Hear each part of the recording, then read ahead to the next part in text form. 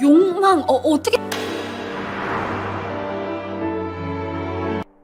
Ketika cinta bersemi antara bos perusahaan dengan sekretaris pribadinya, namun secara tiba-tiba gadis itu mengundurkan diri yang membuat atasannya merasa kehilangan. 그럼 이만 가보겠습니다. Misteri apakah yang menyebabkan sang sekretaris meninggalkan perusahaan tersebut? Langsung saja ke alur ceritanya. Cerita dimulai dengan menampilkan seorang pria muda bernama Lee Yong-jun. Ia adalah pimpinan grup Yamyoung yang terkenal dengan ketampanan dan juga sangat perfeksionis. Dalam kesehariannya, Yong-jun menginginkan semua hal dikerjakan secara teliti tanpa adanya kesalahan. 다음 스케줄. 신사업 관련 임원회가 있습니다. 부장님, 오해십니다. 오해. Tak hanya tampan, ia juga dikenal pandai berbisnis karena sejak menjabat, laba perusahaan naik menjadi 2 kali lipat. Namun sayangnya, Yong-jun sangat menjaga jarak dengan para wanita, sehingga banyak orang mengira jika ia memiliki kelainan. 오셨습니까? Selain itu, Yong-jun seorang yang narsistik yang terobsesi dengan dirinya sendiri. Bahkan ia seringkali tidak memikirkan perasaan orang lain. Yong-jun mempunyai seorang sekretaris cantik bernama Kim Mi-so yang sudah bekerja selama 9 tahun bersamanya. Kim Mi-so merupakan sekretaris yang paling sempurna yang Yong-jun miliki karena Kim dapat mengurusnya dengan baik. Bukan hanya masalah pekerjaan, namun Kim juga berperan penting dalam urusan pribadinya. 괜찮군. 감사합니다. Setiap hari Kim selalu bersama Yong-jun, mulai dari mengatur jadwal rapat, mempersiapkan pakaian, hingga menemaninya ke berbagai undangan pesta. Keahlian yang dimiliki sekretaris Kim tentu saja bukan tanpa usaha keras. Hal ini juga dikarenakan tuntutan dari Yong-jun yang membuatnya harus terlihat cerdas. Sekretaris Kim selalu mengupgrade kemampuan diri dengan terus belajar hal baru termasuk mempelajari berbagai bahasa. Suatu hari Yong-jun mendapatkan undangan makan malam dari kedutaan Spanyol di Korea Selatan. Malam harinya, keduanya pun segera pergi ke jamuan makan malam tersebut. Terlihat Yong-jun masih kurang pede dan selalu bertanya tentang penampilannya. Padahal saat itu, ia sudah terlihat sangat sempurna. 나 지금 어때? Setelah pesta makan malam usai, keduanya pun segera kembali. Namun pada saat di perjalanan, tiba-tiba sekretaris Kim menyampaikan sesuatu yang tidak terduga. Ia meminta Yong-jun untuk segera mencari sekretaris yang baru. 저 이제 그만두려고요. Saat ditanya apa alasannya mengundurkan diri, sekretaris Kim hanya menjawab alasan pribadi. 아무튼 오늘 수고했어. 가방이든 옷이든 말만 해. Keesokan harinya berita tentang sekretaris Kim yang ingin resign pun tersebar di kantor dan semua rekan kerjanya membicarakan hal tersebut. 그만두거든요. Bong Sera yang merupakan salah satu rekan kerja Kim mengira jika ia akan menggantikan posisi sekretaris itu. Namun ternyata mereka malah mencari kandidat lain untuk menggantikan posisi Kim Mi-so. 회전 의자 교체, 맞지? Tak lama setelah lowongan kerja menjadi sekretaris Yong-jun diumumkan, ada beberapa orang yang melamar pada posisi tersebut. Salah satunya adalah wanita bernama Kim Ji-ah. Kim Ji-ah menjadi kandidat terkuat yang akan menggantikan posisi sekretaris Kim. 정말요? 박 대리.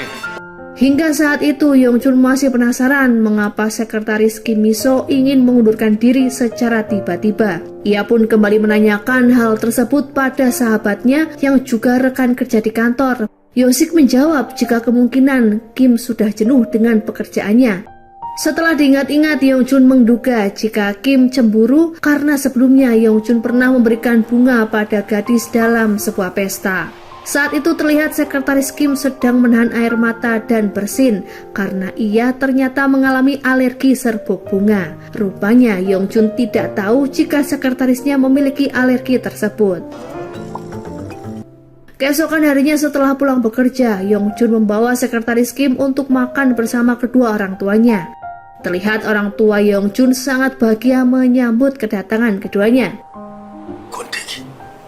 Di sini Yongjun menanyakan apakah kedua orang tuanya pernah jenuh dalam pernikahan. Mendengar pertanyaan itu, sang ayah balik bertanya pada Yongjun apakah ia berniat untuk segera menikah. Tapi Yongjun mengatakan jika ia belum memiliki rencana menikah karena belum memiliki kekasih. Ayah Yongjun yang ingin segera menimang cucu pun seringkali berpura-pura sakit dan menyebut jika usianya sudah cukup tua. Sementara itu di ruangan berbeda, Nyonya Choi yang juga ibu kandung Yongjun berbicara dengan sekretaris Kim. Ia bertanya, adakah wanita yang menjalin hubungan serius dengan putranya? Karena selama ini Yongjun mengencani banyak wanita hanya untuk tujuan bisnis. Sang ibu tersebut bahkan takut jika Yongjun adalah seorang penyuka sesama jenis. Tapi sekretaris Kim langsung membantahnya. Ia pun berkata jika Yongjun adalah pria normal, tak seperti yang mereka bayangkan.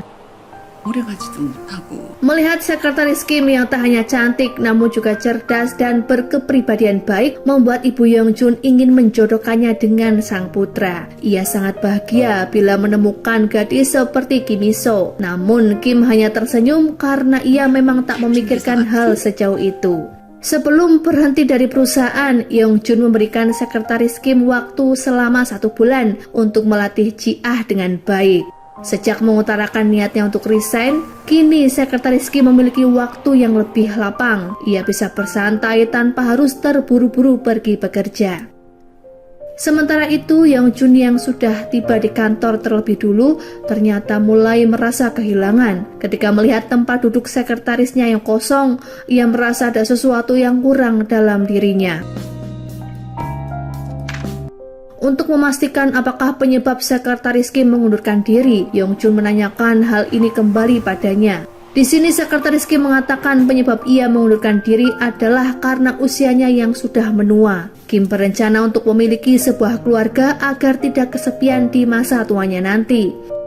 Ketika pulang bekerja, sekretaris Kim melihat sebuah keluarga kecil yang sangat bahagia. Ia pun tersenyum dan berharap memiliki keluarga yang begitu sempurna.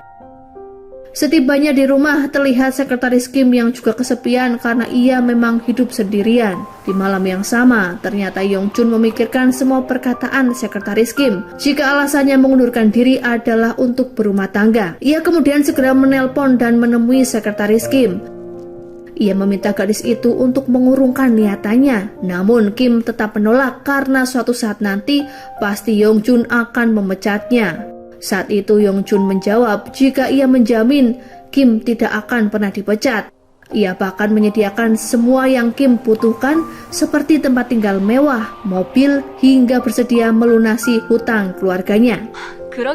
묻는 말에 대답이 나요. Kim kembali menolak dan menjawab ia tidak ingin menua menjadi seorang sekretaris dan hidup sendirian. Mendengar hal tersebut, Yongjun berkata jika ia bersedia menikah dengan Kim Miso. 형준이 결혼해주지.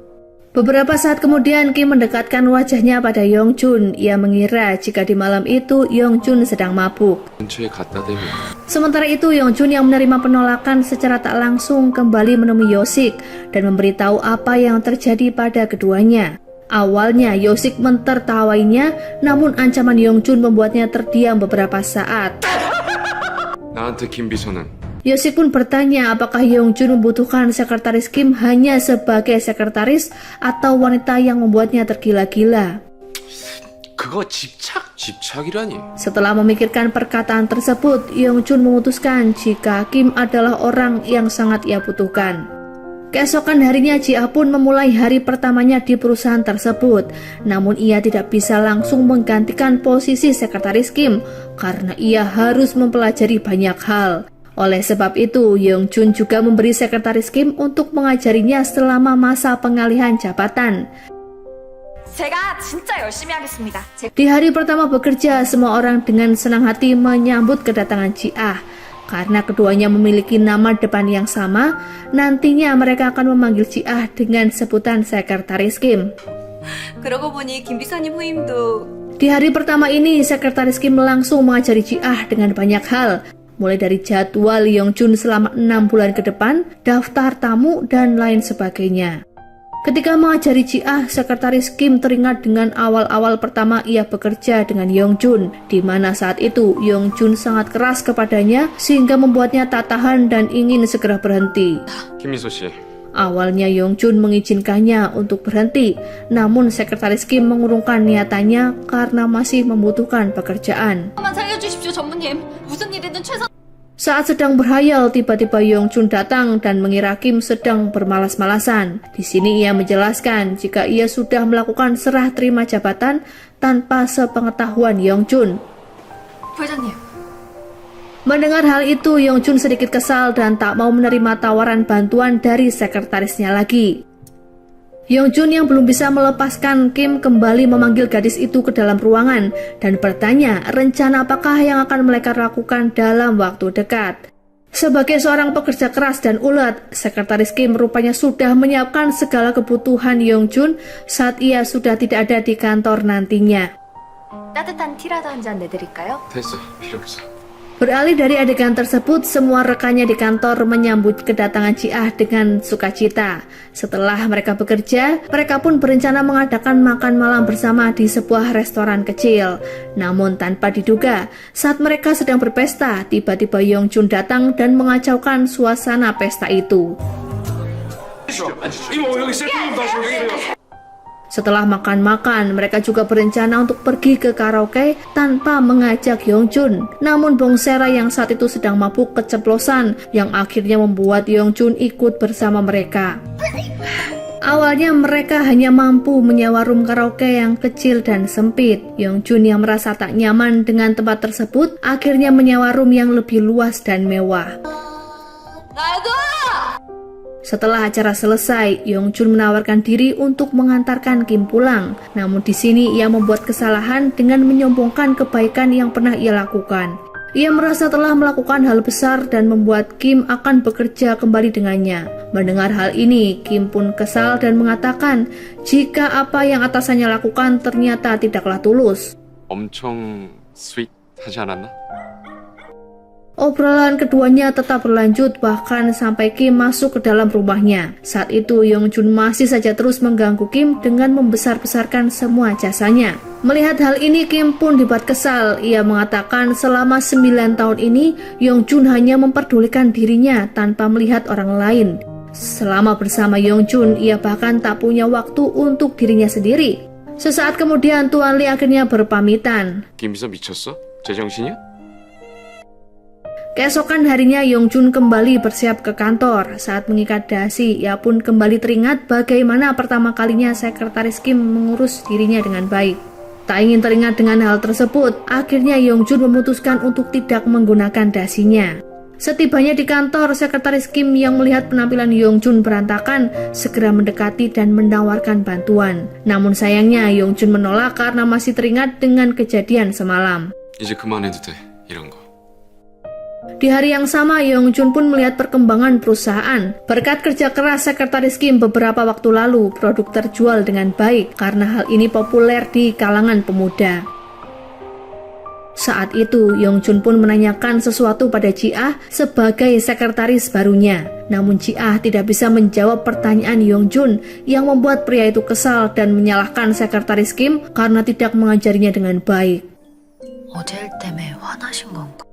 Tak lama kemudian Yong-jun memanggil Ji-ah datang ke ruangannya, bukan untuk bekerja, namun untuk membuat sekretaris Kim merasa cemburu. Ia mengatakan selama 1 bulan ke depan, Ji-ah tidak perlu bekerja untuknya, namun membantu sekretaris Kim dan berpura-pura berlatih bersamanya.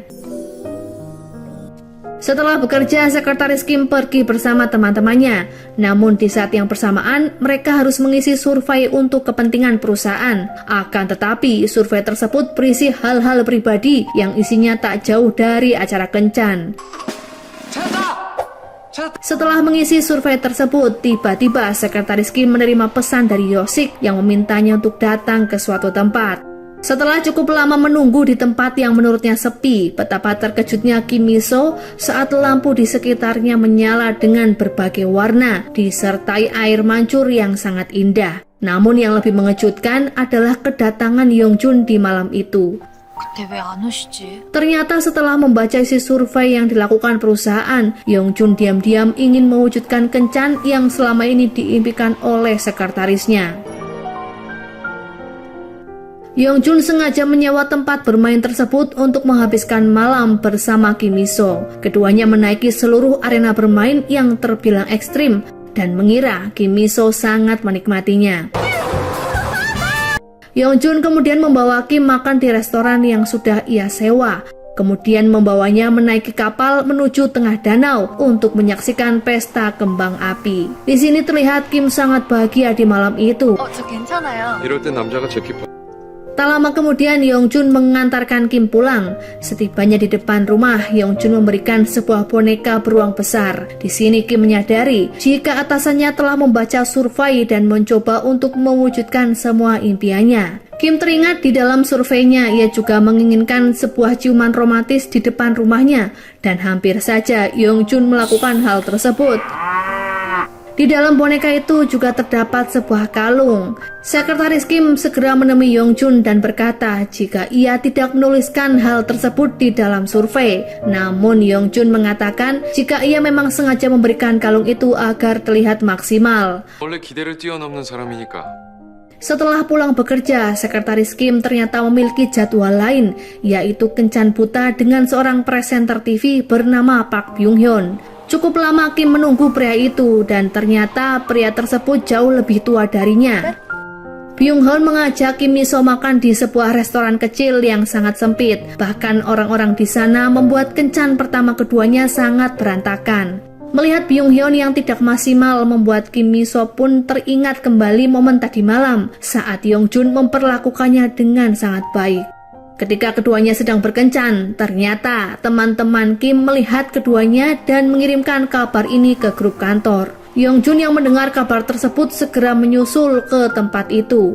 Tanpa diduga, saat itu Yongjun melihat sekretaris Kim sedang memperbaiki dasi Byung-hyun. Yongjun segera menegurnya dan memarahi sekretarisnya itu. Yongjun menyembunyikan rasa cemburunya dan membawa masalah kantor di depan sekretaris Kim. Ia mengatakan bisa-bisanya sekretaris Kim berkencan di saat mereka sedang mempersiapkan kompetisi olahraga tahunan. Keesokan harinya sekretaris Kim kembali bekerja seperti biasa. Saat itu ia melihat Ji-ah sedang asik membawa buku karya Morpheus. Morpheus merupakan seorang novelis Korea terkenal yang saat ini tinggal di Perancis. Ji-ah dan Mi-so rupanya sangat menyukai karya-karya Morpheus yang membuat keduanya langsung akrab karena memiliki hobi yang sama. Bahkan keduanya terlihat satu tim saat kompetisi olahraga tahunan perusahaan. Ketika keduanya sedang bersiap, tiba-tiba Yongjun berteriak dari ruangannya. Ternyata saat itu Yongjun terlihat ketakutan setelah melihat kabel-kabel yang terlilit. Sekretaris Kim yang melihat hal itu segera mengambil gunting dan membereskan ikatan kabelnya. Ji-ah mengaku jika dirinya lah yang mengikat kabel tersebut. Alih-alih membuat Yongjun bangga, rupanya Ji-ah malah membuat Yongjun trauma. Setelah kejadian itu, sekretaris Kim meminta maaf dan memastikan jika hal seperti ini tak akan terulang lagi. Namun Yongjun mengatakan jika sebentar lagi Kim akan pergi, lalu bagaimanakah ia bisa memastikan hal tersebut? 죄송합니다. Mendengar ucapan Yongjun, Kim akhirnya menyadari jika selama ini Yongjun sangat membutuhkannya. 정말로 내가 필요한 걸지도. Tak lama setelahnya mereka pun pergi ke aula karena sebentar lagi kompetisi olahraga tahunan akan segera dimulai. Saat itu banyak cabang olahraga yang akan dimainkan oleh para karyawan. Sementara Yongjun hanya menonton mereka dari kejauhan. Ia diam-diam mencoba untuk memperhatikan setiap langkah sekretaris Kim. Awalnya Yongjun terlihat sangat bahagia hingga olahraga lari 3 kaki dilakukan. Olahraga ini adalah olahraga yang dilakukan berpasangan. Nantinya kaki keduanya akan diikat kemudian akan berlari ke garis finish. Saat itu sekretaris Kim berpapasan dengan seorang pria tampan bernama Tuan Ko. Kaki keduanya pun diikat yang membuat Yongjun merasa cemburu. Sebelumnya Tuan Ko juga mencoba untuk mendekati sekretaris Kim. Namun rasa cemburu Yongjun semakin meningkat saat olahraga 3 kaki itu dilakukan. Singkat cerita, Tuan Ko dan sekretaris Kim memenangkan cabang olahraga ini. Semua orang berteriak meminta keduanya untuk segera berkencan. Mendengar hal ini, Yongjun semakin cemburu dan ingin meninggalkan tempat tersebut. Namun tanpa diduga, ia justru terjatuh dan kakinya terkilir. Kim segera menemui atasannya dan mencoba untuk memeriksa kondisi kakinya. Namun saat itu, ia justru melihat bekas luka di kaki Yongjun. Bekas luka tersebut sepertinya ada hubungannya dengan trauma yang sering Yongjun alami. Karena Yongjun tak mau dibawa ke dokter, Kim Miso akhirnya mencoba mengompres luka itu. Di sini Yongjun menyindir jika ia terlalu dekat dengan Tuan Ko. Namun Kim Miso berkata jika hal itu tidak masalah asalkan demi kemenangan. Mendengar ucapan sekretarisnya, Yongjun menantangnya dan mendekatkan tubuhnya pada gadis itu. Tetapi Kim tetap dengan pendiriannya. Hingga akhirnya Yongjun kesal dan menarik tubuh Kim yang akhirnya menindihnya. Kim Miso segera menjauhkan dirinya dari tubuh Yongjun dan meminta Yongjun untuk segera beristirahat. Namun ketika sedang tertidur, tiba-tiba Yongjun kembali bermimpi buruk. Terlihat ada seorang wanita menyeramkan yang menyekapnya di dalam sebuah ruangan. Mimpi buruk ini bukanlah yang pertama kali, namun di beberapa adegan sebelumnya, Yongjun juga mengalami hal yang sama. Lalu apakah ada keterkaitan antara mimpi buruk dengan luka di kakinya masih menjadi misteri. 괜찮으세요? Beberapa saat kemudian Yongjun menerima telepon dari seseorang, namun terlihat jika ia tidak menyukai orang tersebut. Ternyata orang yang menelpon Yongjun adalah Lee Songyun, kakak kandungnya. Songyun tak lain adalah Morpheus, novelis terkenal yang saat ini tinggal di Prancis. Tujuan Songyun menghubungi adiknya adalah untuk memberitahu kepulangannya ke Korsel. Namun terlihat Yongjun sama sekali tidak bahagia dengan kepulangan kakaknya, karena keduanya tidak memiliki hubungan yang baik. Saat sekretaris Kim pulang ke rumah, tanpa sengaja ia bertemu dengan Morpheus yang saat itu belum ia kenali. Morpheus tanpa sengaja menabraknya dan mengikat tali sepatunya. Keesokan harinya sekretaris Kim kembali ke kantor dan bekerja seperti biasa. Namun kali ini ia mendengar kabar buruk karena pusat seni memajukan tanggal grand opening mereka secara tiba-tiba. Perusahaan yang menghandle pusat seni tersebut langsung heboh karena persiapan yang belum matang. Dalam waktu singkat, mereka harus menyiapkan segala kebutuhan yang dibutuhkan pusat kesenian tersebut. Mendengar hal ini, Ji Ah pun menyarankan agar mereka membuat pameran buku dengan mengundang Morpheus.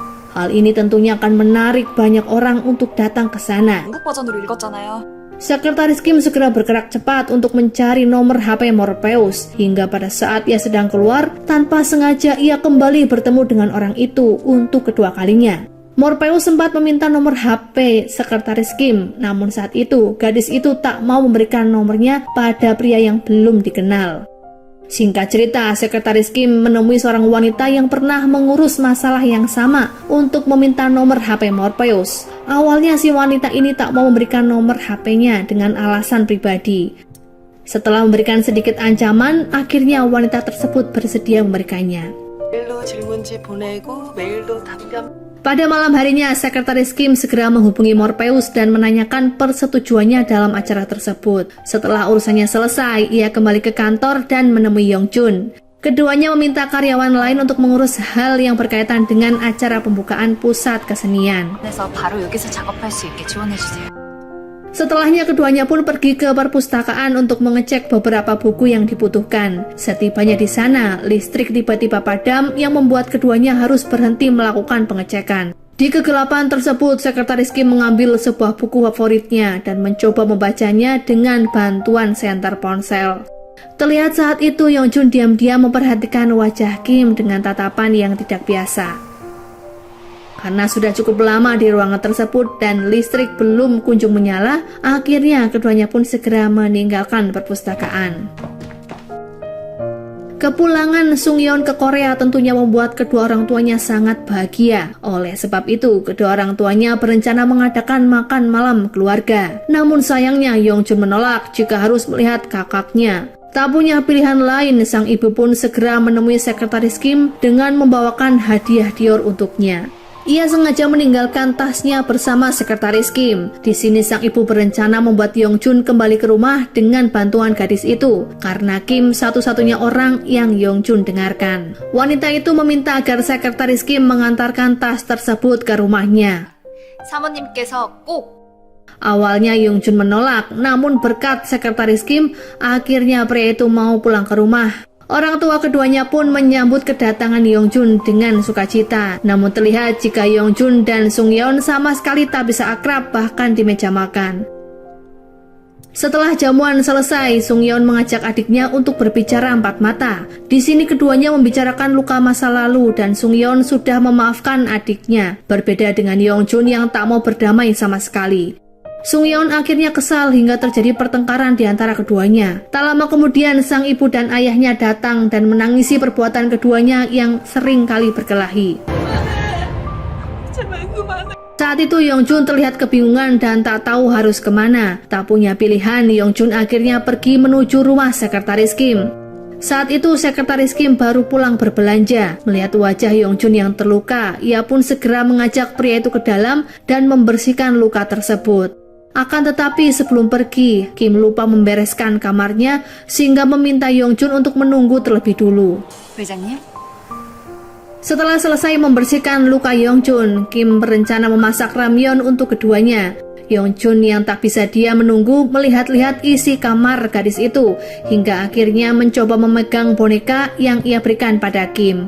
Kim yang menyembunyikan sesuatu di bawah boneka tersebut langsung berlari mencegahnya, hingga membuat ia terjatuh dan kembali menindih tubuh Yongjun. Saat itu keduanya hanya bisa terdiam. Tak lama kemudian Kim segera bangkit dan kembali ke dapur untuk melanjutkan aktivitas memasaknya. Setelah ramyeon tersebut dimasak, keduanya menikmati menu sederhana itu. Saat itu Yongjun memuji masakan Kim dan berkata jika masakan buatannya sangatlah lezat. Setelah perbincangan singkat itu, Yongjun akhirnya pergi dari rumah sekretaris Kim. Yongjun kembali menemui sahabatnya Yosik dan membicarakan apa yang telah terjadi di antara keduanya. Dari cerita Yongjun, ia pun beranggapan jika sekretaris Kim menyukai atasannya itu, karena mengajak seseorang makan ramyeon merupakan simbol dan ungkapan ajakan berpacaran. Yongjun yang menerima informasi mentah-mentah itu dari rekannya pun langsung kegeeran. Ia beranggapan jika sekretaris Kim memang benar menyukainya. 전체 식품 먹고 가라는 게 Keesokan paginya ia menjemput sekretaris Kim yang membuat sekretaris Kim heran dengan sikap atasannya itu. Sejak hari itu terlihat perubahan sikap Yongjun. Ia terlihat lebih bersemangat dan ramah kepada karyawannya, sampai-sampai membuat mereka heran apa yang telah terjadi pada atasannya. Pada saat sekretaris Kim sedang bekerja, Ji-ah mengatakan jika Kim kedatangan seorang tamu yang menunggunya di lobi. Namun tamu tersebut tidak memberitahu identitasnya, yang membuat sekretaris Kim segera mengingatkan Ji-ah agar lain kali menanyakan identitas tamu yang datang berkunjung. Tak lama setelah itu, Kim langsung turun dan bertemu orang yang sudah menunggunya. Ternyata tamu yang Ji-ah maksud adalah orang yang pernah meminta nomor HP-nya beberapa waktu lalu. Awalnya sekretaris Kim marah karena pria tersebut mengunjunginya di jam bekerja. Namun setelah Sungyeon mengatakan jika dirinya adalah Morpheus, barulah Kim meminta maaf karena bersikap yang kurang baik. 저 작가님 소설 완전 팬인데. Saat itu Sungyeon mengajak Kim ke sebuah restoran dekat kantor. Di meja keduanya terdapat vas bunga yang membuat Kim merasa tak nyaman. Sungyeon langsung paham jika Kim alergi bunga dan segera meminta waitress menjauhkan vas tersebut. Melihat Morpheus yang sangat peka terhadap dirinya membuat Kim merasa terharu. Di sini juga terlihat perbedaan antara Yongjun dan Sungyeon. Jika Yongjun hanya memikirkan dirinya sendiri, berbeda dengan kakaknya yang peka terhadap apa yang terjadi di sekitarnya. 이분에 꽃 알러지가 있어서요. 네, 바로 치워드리겠습니다. Di lain tempat terlihat Yongjun dan Yosik juga berada di sebuah restoran. Yosik bertanya bagaimanakah hubungannya dengan sekretaris Kim, namun saat itu Yongjun menjawab belum menyampaikan perasaannya. Sesaat kemudian Yongjun teringat dengan perkataan sekretaris Kim yang ingin hidup normal dan sederhana. Oleh sebab itu, ia pun berencana untuk mengajak sekretaris Kim ke restoran sederhana, namun memiliki nuansa yang mewah. Ia mencoba untuk menanyakan pada karyawan apakah mereka mengetahui tempat seperti itu. Namun sayangnya dari banyaknya saran, tak ada satupun yang diterima oleh Yongjun. Akhirnya Yongjun berniat untuk mencari sendiri tempat yang ia inginkan. Perfect. Tak lama setelah itu, Yongjun meminta sekretaris Kim untuk datang ke ruangannya dan meminta Kim untuk datang ke restoran tersebut nanti malam. 장소는 이미 내가 예약해뒀어. Sekretaris Kim yang sepertinya tahu jika Yongjun akan mengungkapkan perasaannya pun segera bersiap. Ia membeli baju mahal untuk pertemuan spesial itu. Kim juga berdandan dengan riasan terbaiknya. Malam harinya ia pun segera menuju restoran yang dimaksud. Namun saat di perjalanan, Sung-yeon menelponnya dan memintanya untuk bertemu sebentar. Tujuan Sung-yeon bertemu dengan Kim adalah untuk memberitahu jika ia bersedia dalam acara yang Kim adakan. Kim yang tak bisa menolak pun menyetujui permintaan Sung-yeon, namun ia mengingatkan jika ia tak punya banyak waktu. Kim kemudian meminta Sung-yeon untuk bertemu di depan restoran tersebut. 쑥 있어서요. Sementara itu, Yongjun sudah sampai di sana dan menunggu kedatangan sekretaris Kim. Agar semuanya terlihat sempurna, ia meminta waiters untuk menyediakan kue dan minuman. Dengan perpaduan kue dan minuman tersebut, ia merasa acaranya akan sangat romantis. Karena sekretaris Kim yang tak kunjung datang, akhirnya Yongjun berinisiatif sendiri untuk menjemputnya di depan restoran. Betapa terkejutnya ia saat melihat Kim sedang berbicara dengan kakaknya. Betapa terkejutnya Sung-yeon saat melihat Kim sedang berbicara dengan kakaknya. Melihat Sung-yeon yang memberinya buku, Yongjun segera mendekati keduanya dan merampas buku tersebut karena akan mengembalikannya pada Sung-yeon. Yongjun segera menarik Kim agar masuk ke dalam restoran dan memarahinya karena tak memberitahu. Namun Kim menjawab tak ada gunanya memberitahu Yongjun jika acara tersebut belum fix sepenuhnya. Mendengar jawaban Kim, Yongjun memintanya untuk menghentikan acara itu. Saat ditanya apa alasannya, Yongjun hanya menjawab tidak semua hal harus ia jelaskan pada sekretarisnya. Di saat yang bersamaan, Kim juga bertanya apakah hal penting yang ingin Yongjun sampaikan. Namun Yongjun yang sudah terlanjur marah berkata jika tak ada sesuatu yang penting sama sekali. Kim yang kecewa karena sudah berharap terlalu banyak akhirnya meninggalkan tempat tersebut. 그럼 이만 가보겠습니다. Setelah pulang dari restoran, Yongjun berencana untuk meminta maaf pada gadis itu. Namun ia yang sudah dibalut rasa gengsi mengurungkan niatannya. Di malam yang sama, ia juga menanyakan apakah maksud Sung-yeon datang ke perusahaannya. Namun Sung-yeon menjawab, ia datang ke sana untuk membantu perusahaan atas permintaan sekretaris Kim. Ia juga menyadari jika Yongjun takut kehilangan sekretarisnya. Namun Yongjun mengelak dan berkata jika Sung-yeon dapat melakukan apapun yang ia mau dengan gadis itu. Keesokan harinya saat di kantor, Yongjun kembali meminta Kim ke ruangannya untuk meminta maaf secara langsung. Namun Kim memotong pembicaraan dan berkata jika kejadian semalam adalah salah paham. Ia juga memperingatkan Yongjun agar tidak melampaui batas. 절대로 안 된다고 하셨던 일이. Setelah kejadian itu, Yongjun mulai merasa bersalah pada sekretaris Kim. Ia mencoba untuk mendekati gadis itu namun selalu gagal. Hingga akhirnya tersebar kabar jika Morpheus, si novelis terkenal, adalah kakak sulung dari Yongjun. Mereka pun curiga dengan kemunculan putra sulung pemilik perusahaan tersebut dan memprediksi sesuatu hal besar akan terjadi. Mendengar hal itu, akhirnya Kim sadar jika Yongjun tidak memiliki hubungan yang baik dengan kakak kandungnya. Sejak saat itu, Kim merasa tak enak hati. Ia kemudian menemui Yongjun dengan perasaan bersalah dan mengatakan jika tujuannya mengundang Morpheus adalah untuk menguntungkan Yongjun. Namun rupanya ia salah paham dan menyadari reaksinya sangat emosional. Sikap Yongjun terhadap Kim membuat Kim semakin kebingungan karena terkadang Yongjun sangat baik kepadanya dan berubah dalam waktu singkat. Hal ini juga yang membuat Kim galau mengenai perasaan Yongjun. Ternyata perubahan sikap Yongjun belakangan ini yang tiba-tiba kasar dikarenakan kemunculan Sung-yeon, putra sulung ketua Lee. Yongjun dan kakaknya diketahui tidak akur. Setelah menyadari hal ini, Kim merasa bersalah dan meminta maaf pada atasannya. 하실 말씀이. Setelah kejadian ini, Yongjun kembali memanggil Kim ke ruangan dan mengatakan jika ia tidak akan membuat gadis itu kebingungan lagi. Ia pun mencoba untuk mengutarakan perasaannya dengan cara mencium Kim Miso. Namun pada saat Yongjun ingin mencium gadis itu, tiba-tiba ia teringat dengan kejadian masa lalu yang membuatnya trauma. Yongjun secara spontan mendorong tubuh Kim menjauh darinya.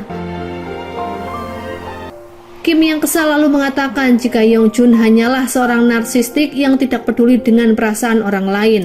Yongjun mencoba untuk menjelaskan apa yang terjadi, namun Kim yang sudah terlanjur kecewa tak mau mendengarkan penjelasannya. Ia pun akhirnya meminta cuti esok hari dan segera meninggalkan ruangan itu. 회장님이 누군지 어떤 사람인지. Setelah bekerja, Kim menemui kedua saudarinya dan menceritakan apa yang telah terjadi di kantor. Kakaknya yang sejak awal tidak menyukai Yongjun pun mengatakan, bisa saja Yongjun mengalami kelainan seksual akibat trauma dengan para wanita. 의자를 밀쳤다. Pada malam harinya, Yongjun masih kepikiran dengan kejadian tadi siang dan mencoba untuk menghubungi sekretaris Kim. Pada malam harinya, Yongjun masih kepikiran dengan kejadian tadi siang. Ia mencoba untuk menghubungi sekretaris Kim dan meminta maaf. Keesokan harinya, Kim berencana untuk menikmati masa cuti. Ia mencoba menghubungi beberapa teman dan mengajak mereka menikmati hari itu. Namun ia baru ingat jika ia tidak punya teman dekat yang bisa diajak jalan-jalan. Kim akhirnya hanya berputar di taman sambil melihat anak-anak yang sedang bermain. Ia pun sempat kepikiran, beginikah kehidupannya jika ia sudah tidak bekerja lagi. Melihat anak-anak tersebut, Kim teringat dengan satu kasus penculikan yang terjadi 24 tahun lalu. Ia kemudian mencoba menghubungi kembali reporter yang sempat kencan buta dengannya. Kim menawarkan diri untuk mencari tahu kasus penculikan tersebut. Sementara itu di lain tempat terlihat Tuan Yang ditugaskan menggantikan sekretaris Kim selama ia cuti. Kim meminta Tuan Yang mengerjakan semua pekerjaannya termasuk memakaikan dasi pada Yongjun. Tentu saja Yongjun yang risih menolak tawaran itu.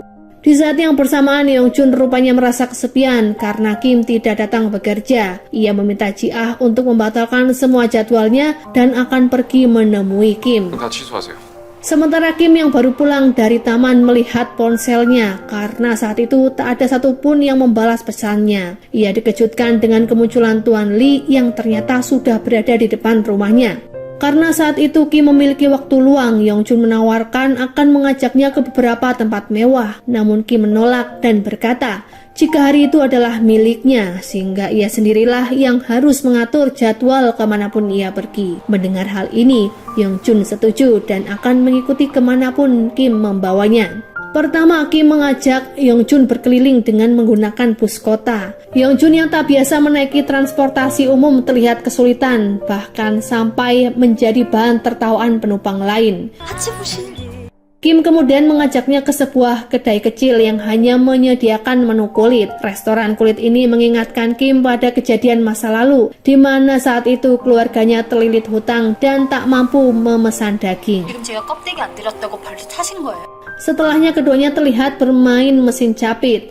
Di sini Yongjun sangat ingin membuat Kim bahagia dengan mencoba memenangkan permainan tersebut. Namun setelah mencoba berulang kali, Yongjun sama sekali tak bisa mendapatkan satupun boneka.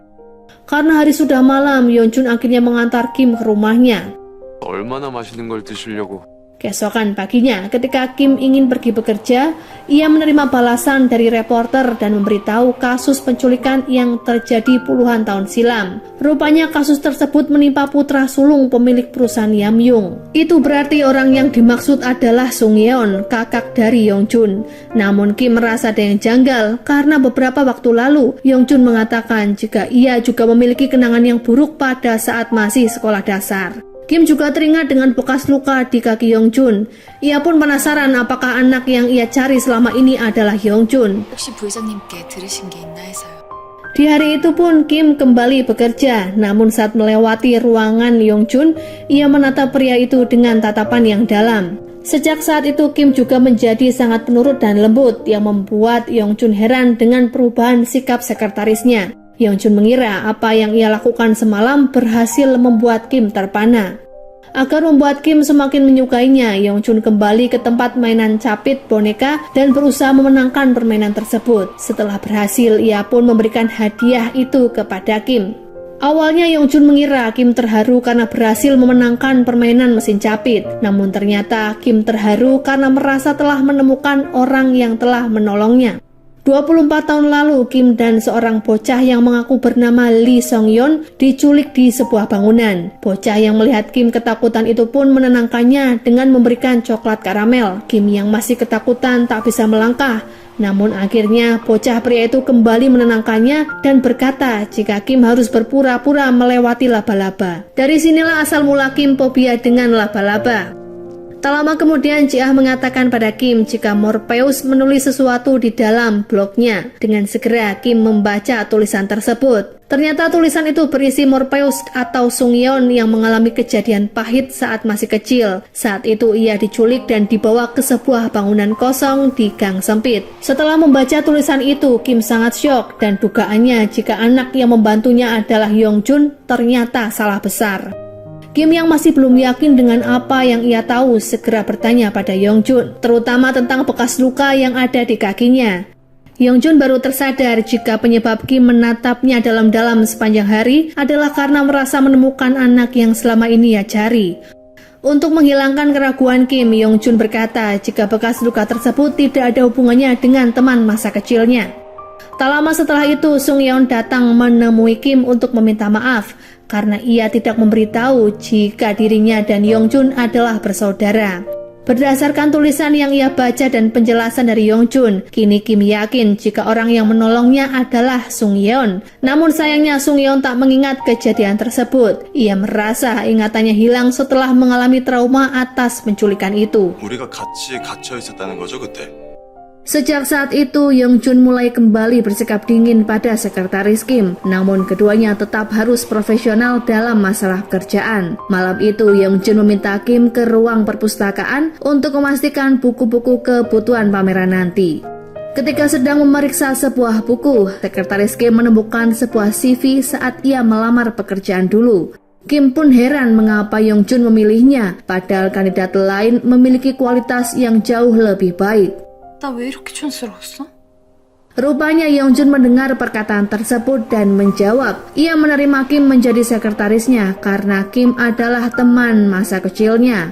Sontak Kim menjadi heran dengan jawaban tersebut. Yongjun segera mengalihkan pembicaraan dan berkata jika saat itu belum tentu kandidat dengan kualitas tinggi mau bertahan dengannya. Lagi-lagi Kim mengira jika ada alasan spesial Yongjun memilihnya. Namun dari jawaban pertama dapat dilihat jika Yongjun seolah sedang menyembunyikan sesuatu. Pada akhirnya Kim yakin jika orang yang ia cari selama ini adalah Lee Sung-yeon. Beberapa saat kemudian ia dan Sung-yeon pun kembali bertemu di sebuah restoran. Di sini Kim mencoba mengingatkan jika saat penculikan terjadi, saat itu ia bersama Sung-hyun. Sung-yeon juga mengatakan jika ia mendengar kabar Kim sudah lama mencarinya dan mengira bocah tersebut adalah cinta pertama Kim. Namun Kim yang merasa malu mencoba mengelak dan tidak membenarkan hal tersebut. Tujuan Kim bertemu dengan Sung-yeon adalah untuk memastikan apakah Sung-yeon mengingat kejadian tersebut, karena Sung-yeon mengaku tidak mengingat apapun soal hal itu. Akhirnya Kim menawarkan bantuan untuk mengingatnya dengan bantuan buku harian yang ia tulis. Ia berharap dengan membaca buku harian tersebut, Sung-yeon kembali mengingat kejadian itu. Sementara itu, Yongjun yang merasa kehilangan Kim karena tak ada di tempatnya segera menyusul keduanya di restoran. Ia memarahi Kim padahal sebelumnya gadis itu sudah meminta izin. Saat itu Yongjun meminta Kim untuk ikut bersamanya. Keesokan harinya Kim dan Sung-yeon terlihat bersama karena berjanji akan kembali ke lokasi keduanya diculik. Saat keduanya sedang bertemu, tiba-tiba Yosik yang sedang bersama Yongjun melihat keduanya. Agar tidak terjadi kekacauan, akhirnya Yosik pun menutup mata Yongjun dan membiarkan kedua orang itu pergi. Singkat cerita, Kim dan Sung-yeon pun kembali ke lokasi penyekapan. Namun pada saat itu, Sung-yeon sama sekali tidak mengingat apapun. Akhirnya keduanya pergi ke restoran untuk mengobrol. Saat itu Sung-yeon berkata penyebab ia mengalami hal itu karena ulah Yongjun yang tak lain adalah adik kandungnya. Sejak saat itu ia sangat membenci saudaranya. Di saat yang bersamaan Yongjun rupanya tahu jika keduanya sedang bersama. Akhirnya Yongjun segera meminta Kim untuk segera pulang karena ada urusan darurat. 직접 바래다 주지 않아도 됐을 텐데. Urusan darurat yang ia maksud adalah Yongjun mengaku ia sangat lapar dan ingin makan mie rebus. Di sini Yongjun terang-terangan soal hubungan keduanya yang tanpa status tapi saling menyukai. Namun di malam itu Kim menolaknya karena masih ingin menggali ingatan soal teman masa kecilnya. Lagian ia merasa Yongjun adalah orang yang memikirkan dirinya sendiri. Keesokan harinya kantor diliburkan karena semua karyawan sedang dalam perjalanan workshop sembari healing. Mereka telah menyiapkan segala jenis kebutuhan saat workshop nantinya. 짜잔!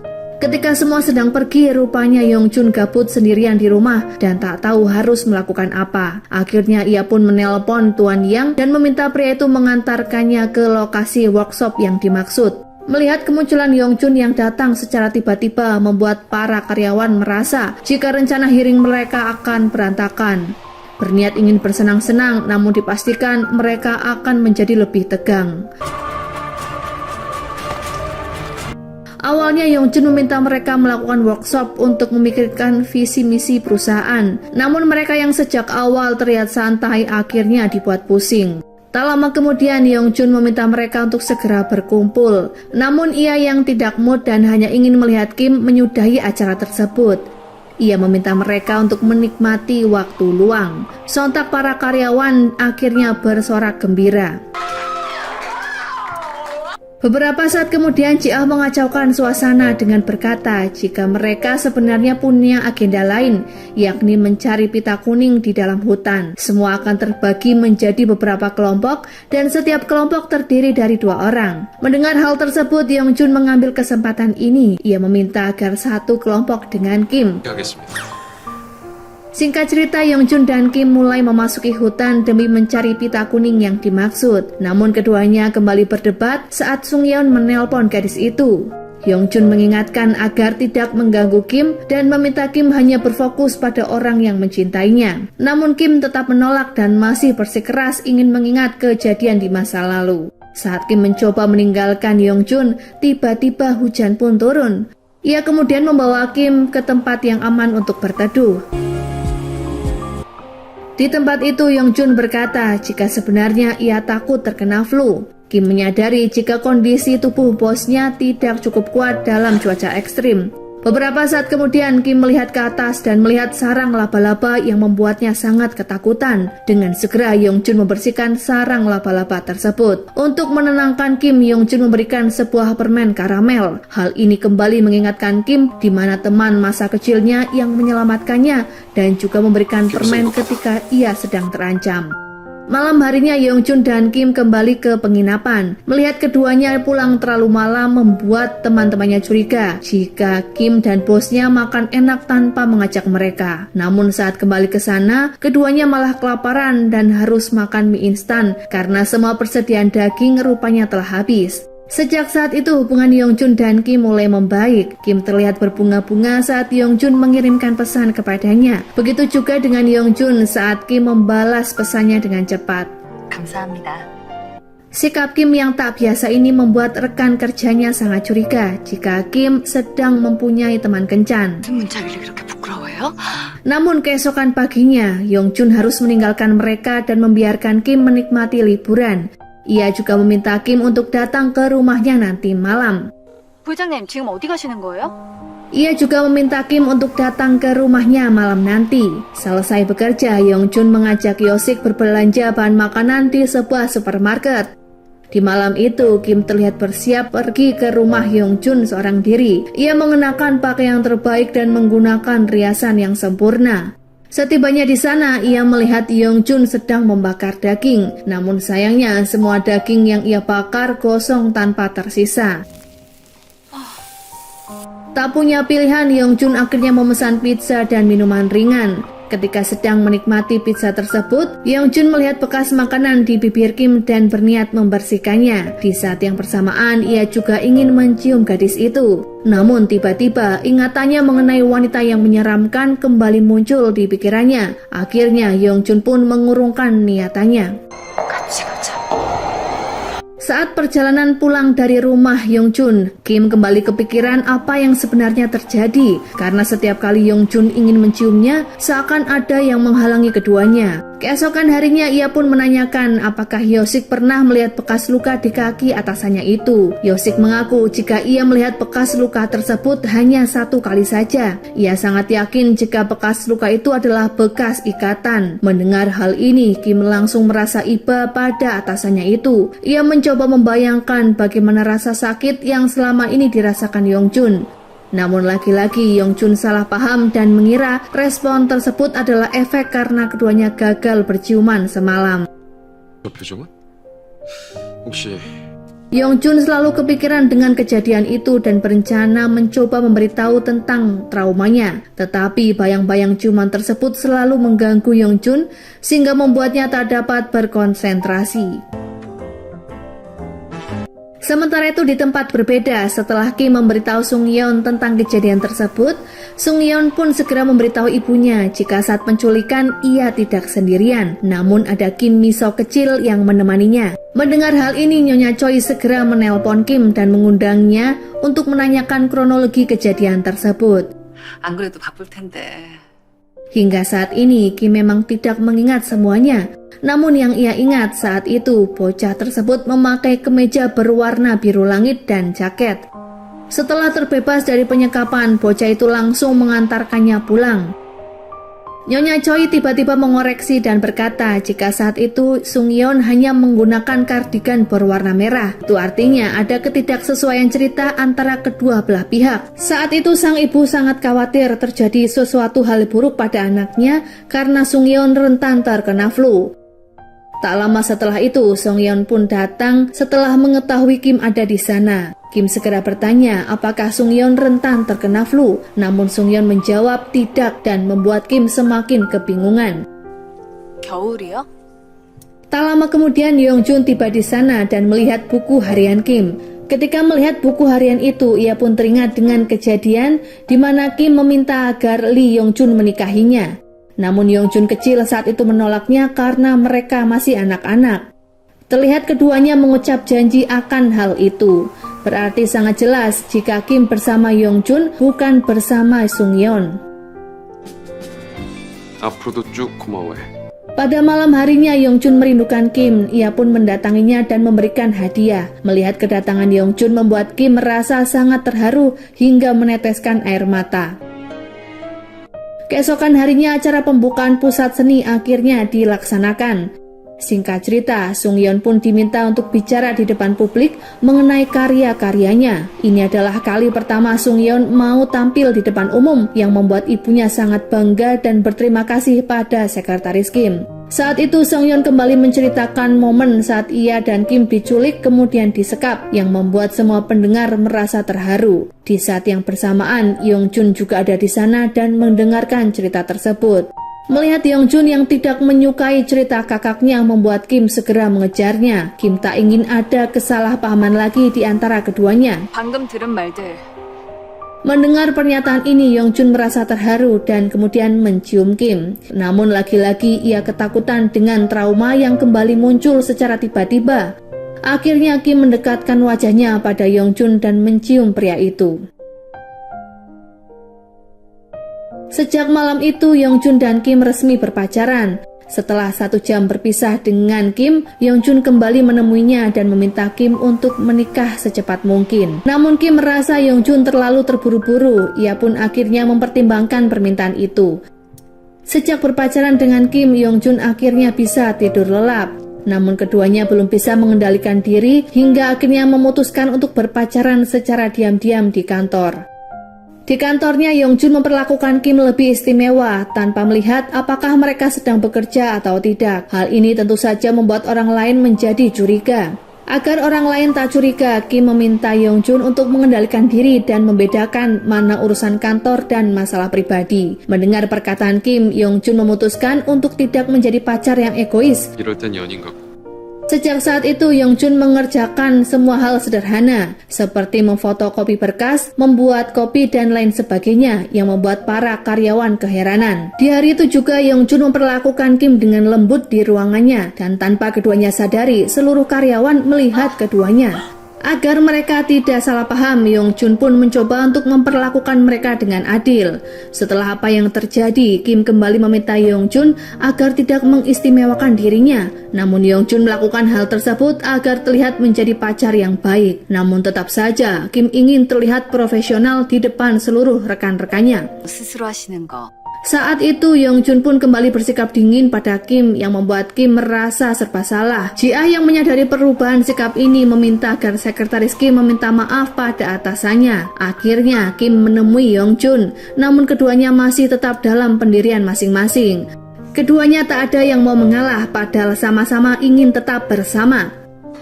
화해할 일정이 남았다. Yongjun yang tak tahan terlalu lama mendiamkan Kim segera menemui gadis itu di apartemennya. Ia membawa makanan dan berencana makan bersama. Saat keduanya sedang makan romantis, tiba-tiba kedua kakak Kim datang yang membuatnya panik.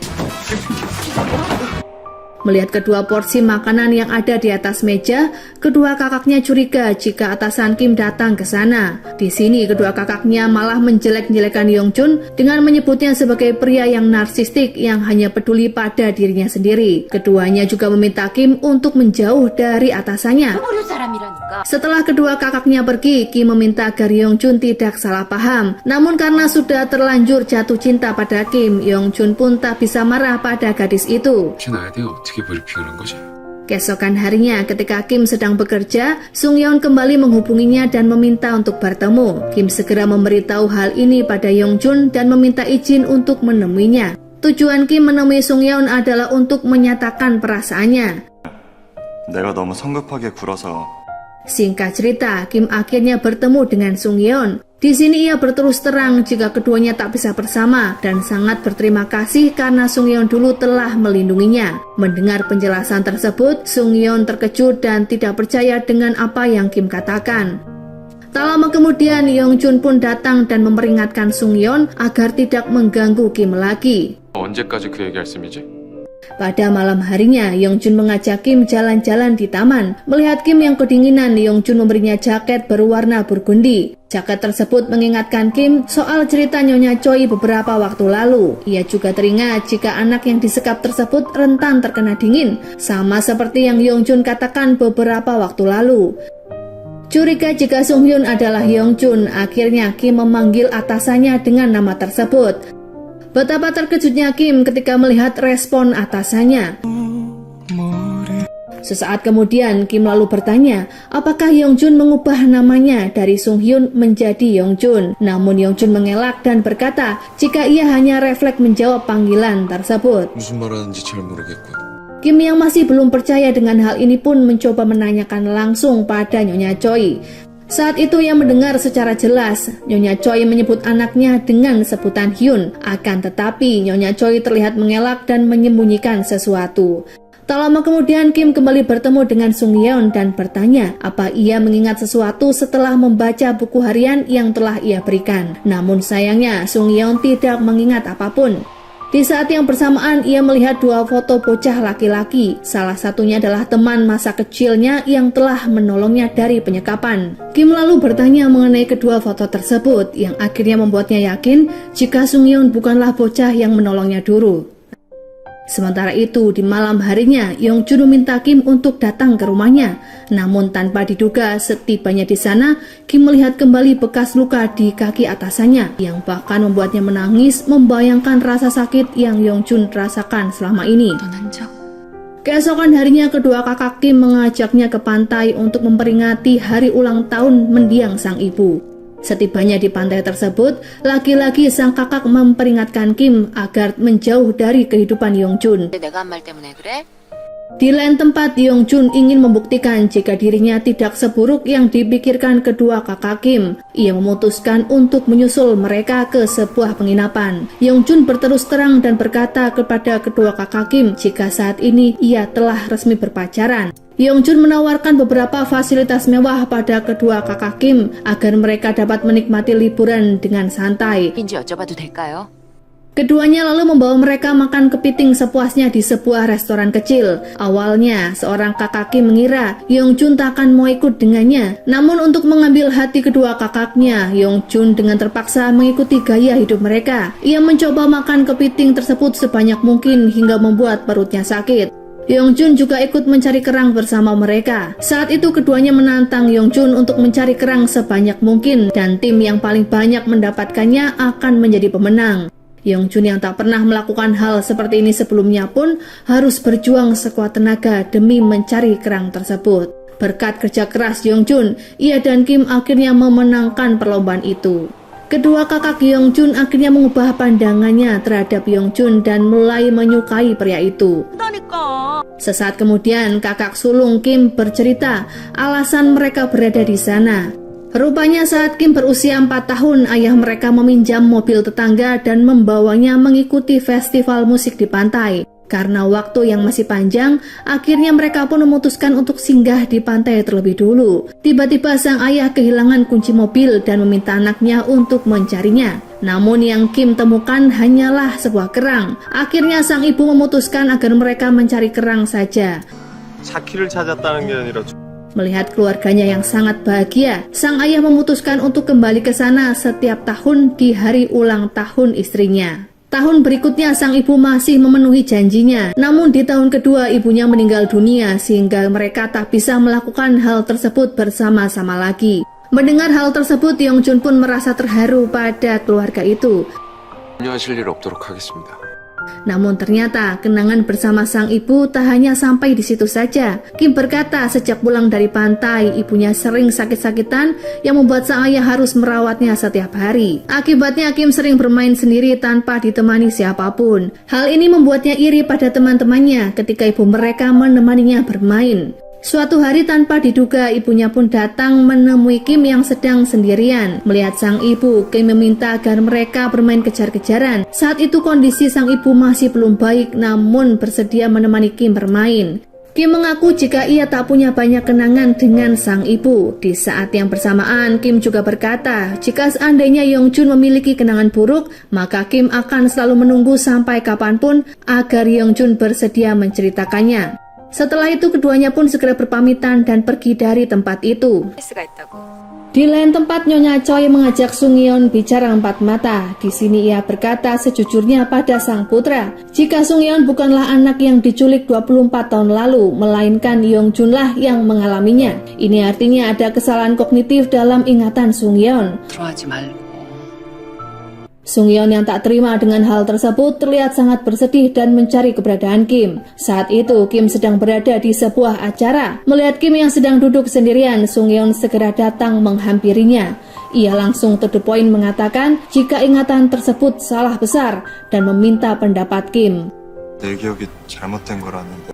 Di saat yang bersamaan di panggung hiburan terlihat seorang wanita yang akan tampil. Penampilan wanita tersebut kembali mengingatkan kenangan pahit yang berusaha ia lupakan. Kenangan itu membuat Kim sangat ketakutan hingga membuatnya pingsan.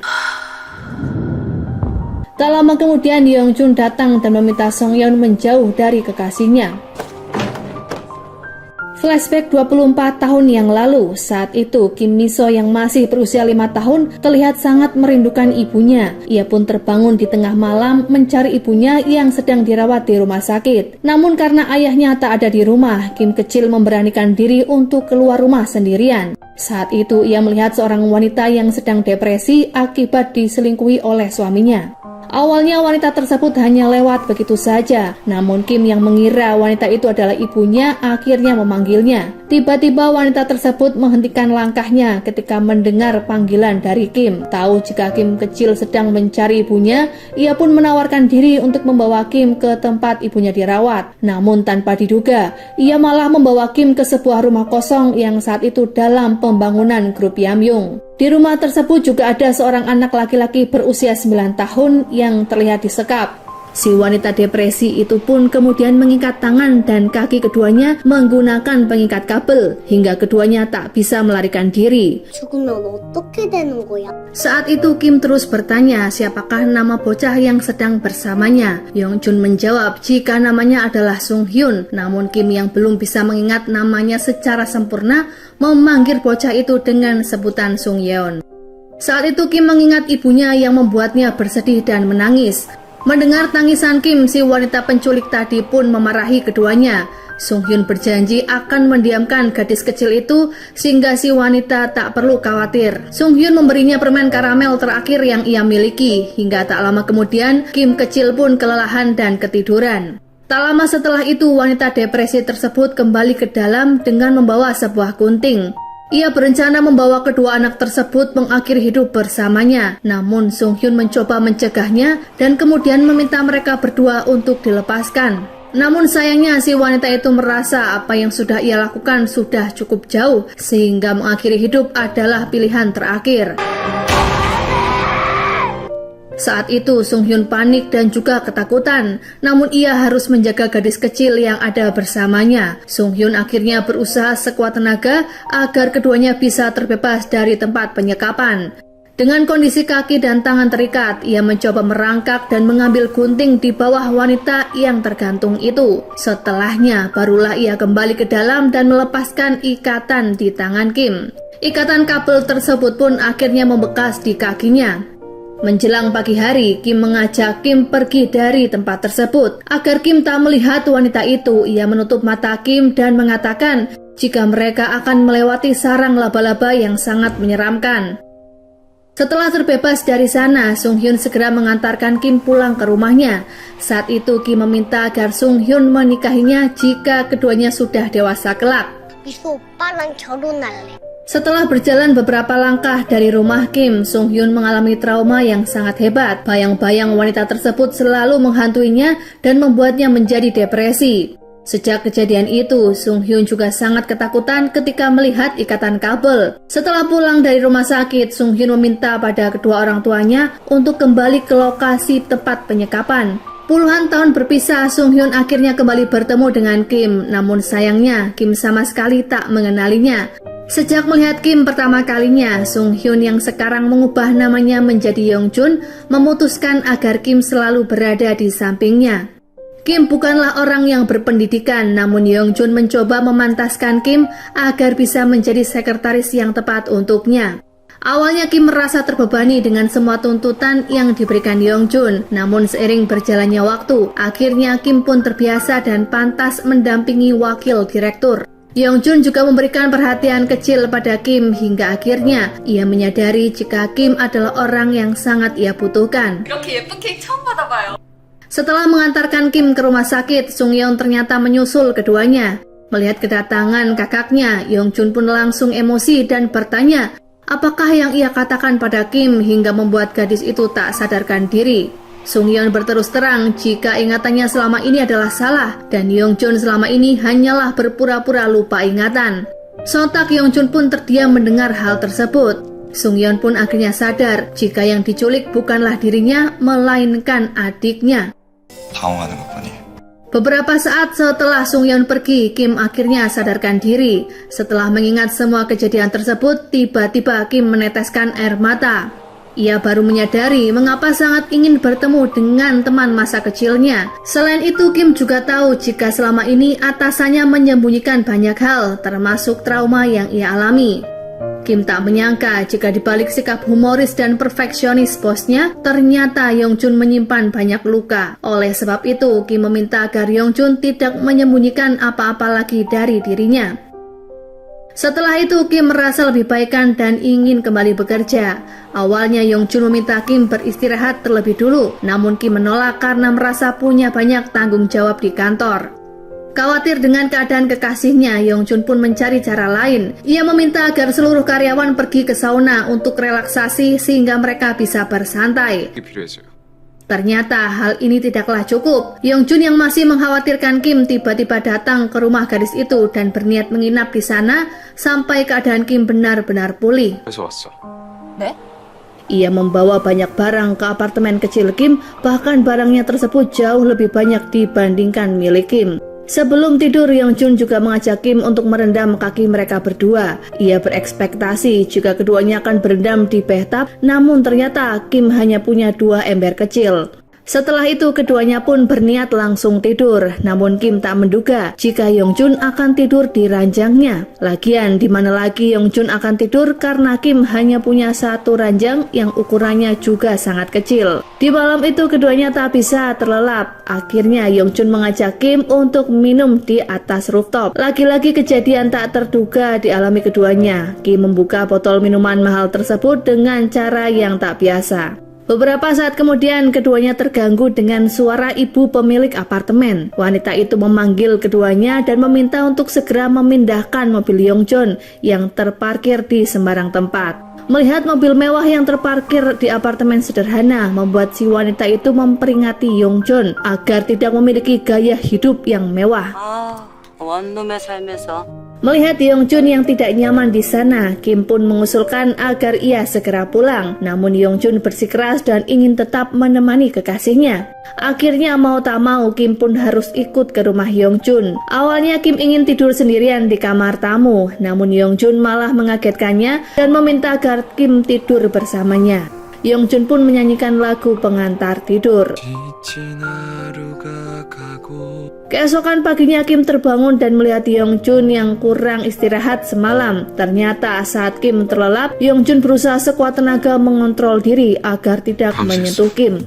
Di hari sebelumnya, Sungyeon yang akhirnya sadar apa yang terjadi segera menemui ibunya. Ia menceritakan jika selama ini Yongjun tidak pernah kehilangan ingatannya. Mendengar hal tersebut, Ketua Lee dan Nyonya Choi segera menemui Yongjun. Ketua Lee mengatakan seharusnya mereka tak percaya saat Yongjun mengaku ia hilang ingatan.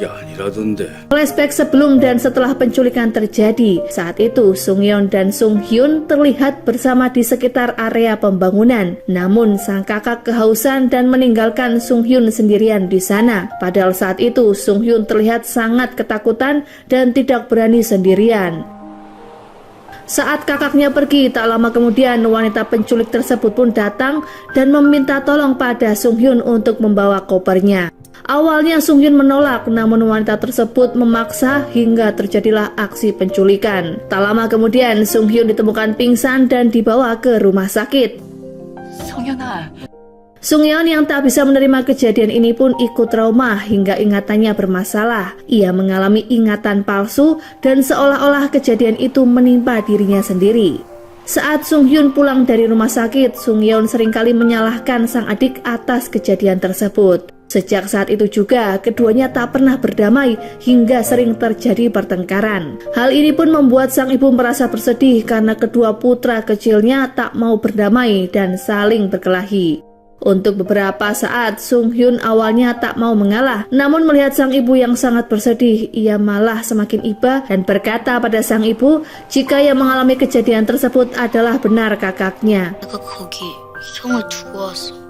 Kedua orang tuanya pun menyadari jika selama ini Sunghyun adalah anak yang paling menderita. Ia belajar mengalah pada kakaknya sejak masih kecil. Sang ibu juga berkata jika Sungyeon merasa bersalah dengan apa yang terjadi. Akibatnya, ia berencana kembali ke Paris dan tak akan pernah kembali dalam waktu dekat. Mendengar penjelasan tersebut, Sungyeon pun akhirnya tersadar. Ia meminta maaf pada Yongjun karena dirinya lah Sungyeon harus menggunakan identitas orang lain.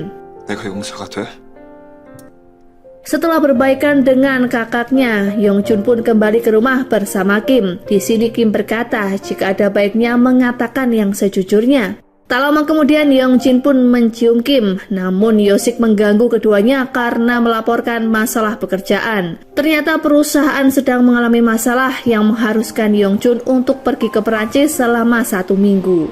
내일 바로 출발하지. Untuk mengobati rasa rindu pada kekasihnya, Yongjun mengambil fotonya. Selain itu, keduanya kerap mengirimkan pesan romantis dan melakukan video call jika ada waktu senggang. Saat Yongjun sedang keluar negeri, hal ini rupanya menjadi surga bagi karyawan lain. Sejujurnya, mereka kurang suka saat Yongjun datang ke kantor. Mereka merasa tertekan dan suasana menjadi sangat tegang jika atasannya ada di kantor. Mengetahui Yongjun pergi ke Perancis selama 1 minggu, para karyawan membicarakannya dan berharap perjalanan Yongjun akan lebih lama. Melihat karyawan lain yang menjelek-jelekan kekasihnya membuat Kim sangat kesal hingga ia tak sadar memukul meja dengan tangannya sendiri. Ternyata perkiraan mereka salah besar. Yongjun yang seharusnya berada di sana selama 1 minggu justru pulang lebih cepat. Hal ini membuat karyawan pun kaget melihat Yongjun yang muncul tiba-tiba di kantor. Tak lama kemudian Yongjun bertemu kangen dengan kekasihnya. Sebelumnya, sekretaris Kim sempat berinteraksi dengan Tuan Ko yang membuat Yongjun merasa cemburu. Di saat ia harus melewatkan makan siang dan terbang selama 12 jam demi bertemu dengan sang kekasih. 다른 남자들 앞에서 보여주지 말라고. Setelah itu Yongjun dan Kim pergi ke sebuah kafe dekat kantor untuk makan siang. Setelah jam istirahat selesai, Kim kembali ke kantor dan tak sengaja bertemu dengan Ji-ah. Saat itu Ji-ah mendapat kabar dari temannya jika Yongjun ternyata sudah punya pacar. Sontak Kim pun menjadi panik dan takut ketahuan. Namun wanita yang sedang bersama Yongjun saat itu tidak terlalu kelihatan. Saat itu Kim merasa cukup senang karena merasa Ji-ah belum mengetahui rahasianya dengan Yongjun. 뭔가 보다 했는데. 이렇게 들어? Tak lama setelah itu Ji-ah pun menyadari ada hal yang janggal. Ternyata gelang yang dipakai wanita di foto persis seperti milik sekretaris Kim. Selain itu, ia juga melihat pantulan cermin yang memperlihatkan wajah Kim secara jelas. Setelah mengetahui keduanya sedang berpacaran, Ji-ah pun berjanji jika ia takkan memberitahu siapa-siapa. Tak lama kemudian, Yongjun meminta agar Kim datang ke ruangannya. Di sini Kim segera memberitahu jika Ji-ah sudah mengetahui hubungan keduanya. Mendengar hal tersebut, Yongjun berencana untuk mengumumkan hubungan keduanya ke depan semua orang. 영향력이나 파급력을 생각하면 Setelahnya Yongjun mengajak Kim untuk pulang bersama. Di perjalanan, Yongjun meminta Kim untuk datang ke rumahnya dan melanjutkan agenda mereka yang sempat tertunda. Namun lagi-lagi, Kim tak bisa melakukan hal tersebut karena ia mendapatkan kabar mendadak dari ayahnya. Saat itu sang ayah yang bekerja sebagai musisi sedang melakukan konser di sebuah bar. Ia berencana untuk terjun dan mengira orang-orang akan menangkapnya. Namun sayangnya sama sekali tak ada penggemar yang menangkapnya hingga membuatnya jatuh dan dilarikan ke rumah sakit. Melihat Kim yang datang menjenguk, ayah Kim menyinggung rencana gadis itu yang ingin mengundurkan diri. Ia juga merasa bersalah dengan apa yang telah terjadi. Selama ini Kim ternyata berusaha keras untuk keluarganya. Mendengar hal tersebut, Kim meminta sang ayah agar tidak memikirkannya. 이렇게 음악하면서 사는 거. Keesokan harinya sang kakak pun datang untuk bergantian menjaga ayahnya. Namun di sini kakaknya mengajak keluar untuk membicarakan sesuatu. Rupanya saat itu kakak Kim yang bernama Pil-nam ingin memberikan semua pesangonnya kepada adiknya. Ia merasa berutang budi pada Kim karena selama ini Kim sudah bekerja keras membiayai kedua kakaknya. Awalnya Kim tak mau menerima uang tersebut, namun Pil-nam memaksa agar Kim menerimanya. Bukan hanya sampai di situ saja, Pil-nam juga membelikan baju untuk adiknya. 어머, 조원 Setelahnya Kim pergi ke kantor dan bertemu dengan Yongjun. Kim berkata jika ia kepikiran dengan perkataannya semalam. Yongjun mengira jika perkataan tersebut adalah saat ia memuji Kim. Namun ternyata Kim kesal karena Yongjun terus mendorongnya dan menyebutnya dengan kata yang tak sopan. 어제부터 부회장님을 보면서 Mendengar keluhan tersebut, Yongjun langsung tersadar dan meminta maaf pada Kim. Ia berkata terlalu terburu-buru karena perasaan yang sudah 9 tahun lamanya meledak di waktu yang bersamaan. Bahkan ia bersedia kejadian kelam di masa lalu terjadi lagi asalkan bertemu kembali dengan Kim Mi-so. 속도 조절 못해서 미안해. Setelah perbincangan tersebut, Kim akhirnya merasa bersalah. Di malam harinya, ia pun menemui Yongjun untuk menebus rasa bersalahnya itu. Yongjun mengatakan jika Kim masuk ke dalam rumahnya, maka ia tak akan melepas Kim begitu saja. Kim yang sudah tahu maksud ucapan Yongjun pun tanpa pikir panjang masuk ke dalam rumahnya. Dan benar saja, di malam itu Yongjun melanjutkan rencananya yang tertunda beberapa waktu lalu.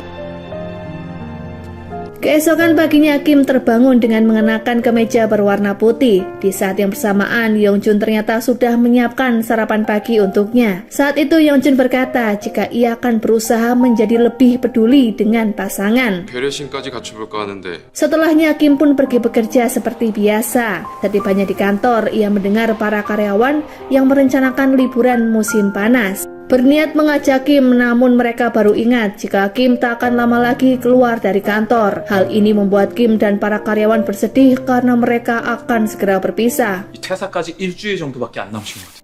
Ketika jam makan siang, Yongjun mengajak Kim untuk bertemu dengan teman spesialnya. Awalnya Kim mengira jika teman spesial yang dimaksud adalah seorang pria.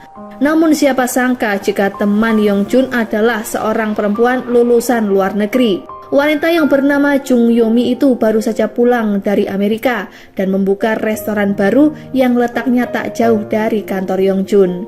Jung Yomi mengaku jika ia dan Yongjun sudah berteman dari usia 5 tahun. Ia tak menyangka jika Yongjun ternyata memiliki kekasih. Ia tahu selama ini Yongjun tak pernah dekat dengan seorang wanita dan mengira Yongjun menyukai dirinya. Pada usia 5 tahun, Yomi juga mengaku jika Yongjun pernah melamarnya. Ia terlihat sangat cemburu dan tak menyangka kalau Yongjun ternyata adalah seorang perayu. Sepulangnya dari kafe, Yongjun mengantarkan Kim ke rumah sakit. Di lobi rumah sakit, Kim melihat dasi Yongjun yang tidak rapi dan mencoba memperbaikinya. Namun tanpa diduga, keduanya malah ketahuan oleh ayah Kim. Akhirnya ayah Kim meminta mereka untuk masuk ke ruangannya dan bertanya, siapakah pria yang sedang bersama putrinya. Yongjun langsung mengaku jika ia adalah Lee Yongjun, wakil direktur Yumyang Group yang menjadi atasan Kim Miso. Ia juga berterus terang soal hubungan keduanya yang membuat ayah Kim sangat terkejut. Tak diduga ayah Kim menentang hubungan keduanya. Tapi ternyata ia melakukan hal tersebut bukan tanpa alasan. Ia hanya ingin melihat seberapa jauh Yongjun akan memperjuangkan putrinya. Sehingga datang sebagai orang kaya tak membuat Yongjun merasa diterima begitu saja. Tak lama kemudian ayah Kim mengajak Yongjun berbicara di luar. Ia bertanya sejauh mana Yongjun mengenal putrinya. Yongjun mengaku jika keduanya bersama selama 9 tahun sehingga ia merasa sudah mengenal Kim sangat jauh. Mendengar hal tersebut, sang ayah pun memberitahu jika ia sangat bangga memiliki putri seperti Kim Miso. Kim adalah putri yang tak pernah membuatnya cemas. Ia juga tak pernah protes saat memakai baju bekas kakaknya. Walaupun terlahir sebagai anak bungsu, namun Kim sangat pengertian kepada ayah dan saudarinya. Setelah lulus SMA, Kim memutuskan untuk mencari nafkah, padahal ia bisa lanjut kuliah dengan beasiswa. Sang ayah tahu jika selama ini Kim menyembunyikan banyak luka di balik senyumannya. Oleh sebab itu, ia meminta Yongjun agar tidak percaya pada senyumannya yang sumringah. Sang ayah berharap Kim bisa bahagia walaupun hal ini agak sedikit terlambat. Setelahnya, Yongjun dan Kim segera meninggalkan rumah sakit dan mengantar Kim ke rumahnya. Di sini Yongjun bertanya, apa yang Kim lakukan selanjutnya setelah ia mengundurkan diri. Namun saat itu Kim mengaku belum kepikiran apa-apa. Yongjun meminta Kim agar segera memikirkan apa yang ia impikan. 나한테 가장 먼저 얘기해줘야 돼. Esokan harinya saat sedang bekerja, tersebar kabar jika Yongjun ternyata berkencan dengan sekretaris Kim. Hal ini pun membuat mereka ketakutan dan berhati-hati membicarakan Yongjun saat sekretaris Kim berada di sampingnya. Tak lama kemudian, Kim pun datang dan segera masuk ke ruangan Yongjun untuk memberikan laporan. Yongjun pun segera memeluk Kim dari belakang. Tanpa diduga, semua karyawan melihat momen tersebut yang membuat mereka tercengang. Karena sudah ketahuan, akhirnya Yongjun dan Kim pun memutuskan untuk memberitahu hubungan keduanya di depan karyawan lain. 추측하시는 상황이 맞습니다. Hubungan Yongjun dan sekretarisnya akhirnya menyebar dengan sangat cepat di perusahaan yang menjadikan Kim sebagai pusat perhatian. Beberapa orang memuji kecantikan Kim dan merasa wajar jika Yongjun jatuh hati padanya. Namun tak sedikit juga karyawan yang julid yang mengatakan wanita tak berpendidikan sehingga tak pantas bersanding dengan Yongjun. Ji-ah dan Sera yang tak tahan mendengar hal tersebut tak segan menghajar karyawan yang menghina Kim. Setelah apa yang terjadi dengan mereka, terlihat Kim sangat merasa bersalah karena membuat orang lain terluka demi membelanya. Yongjun yang mendengar masalah ini pun segera menemui Kim dan memintanya untuk berhenti bekerja secepatnya karena tak ingin terjadi sesuatu yang tak diinginkan. Namun Kim menolak dan memutuskan untuk menyelesaikannya hingga akhir. Ia juga mengatakan sejak pertama kali berhubungan dengan Yongjun, ia sudah memikirkan apapun konsekuensinya. 이제 최선을 다해서 일할 거예요. Setelah itu keduanya pun kembali ke kantor. Namun keduanya mendapat masalah karena pesaing mereka melakukan penjiplakan karya. Kim yang sepertinya sudah terbiasa menangani masalah seperti ini pun mengumpulkan semua karyawan. Dalam waktu singkat, masalah tersebut bisa diselesaikan. Kerja keras dan kinerja Kim yang semakin baik membuat Yongjun semakin sulit untuk melupakannya. Bahkan ia tak yakin apakah ia bisa mencari sekretaris baru sebaik Kim.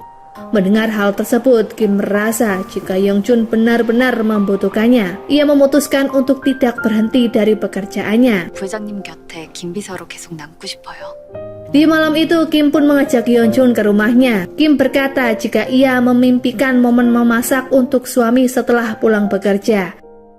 Mendengar hal tersebut, Yeonjun pun berjanji akan mengabulkan keinginan Kim. Di saat yang bersamaan, Yeonjun berusaha untuk mencium Kim.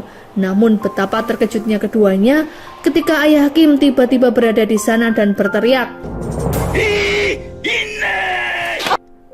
Di saat yang bersamaan, ayah Kim pun membawa Yeonjun keluar dan berbicara sebagai sesama pria. Saat itu Kim sangat takut jika ayahnya akan melakukan hal di luar batas.